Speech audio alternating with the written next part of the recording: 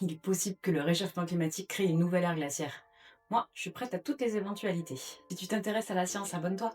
Le climat est en partie dû aux courants marins, notamment dans l'hémisphère nord. Dans le golfe du Mexique, on trouve le Gulf Stream. C'est un courant chaud qui se sépare au large du cap Hatteras en Caroline du Nord. Lors de cette séparation, 20% des masses d'eau viennent créer l'AMOC, en français, circulation méridienne de retournement de l'Atlantique. Ce nouveau courant se dirige alors vers le nord. Il y transporte de la chaleur, mais aussi une quantité d'énergie colossale.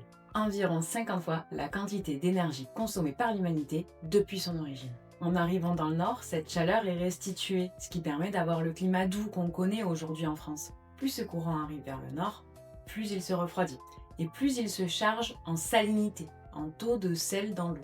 Plus il se charge en sel, et plus il devient dense, plus il devient lourd. Il descend alors à 2-3 000 mètres de profondeur pour se rediriger ensuite vers les tropiques.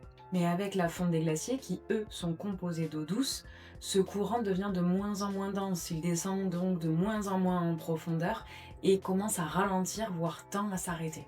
Si les climatologues ont raison, les conditions météorologiques de l'hémisphère nord pourraient être complètement bouleversées, mais pas que. L'Afrique du Sud pourrait être beaucoup plus pluvieux, mais le Sahel encore plus sec qu'il ne l'est déjà. On pourrait rencontrer des moments de sécheresse également en Afrique de l'Est et en Asie du Sud. En Europe, les températures baisseraient énormément, et ça d'ici la fin du siècle. Si tu connais une bonne marque de polaire, je suis preneuse, dis-le moi en commentaire.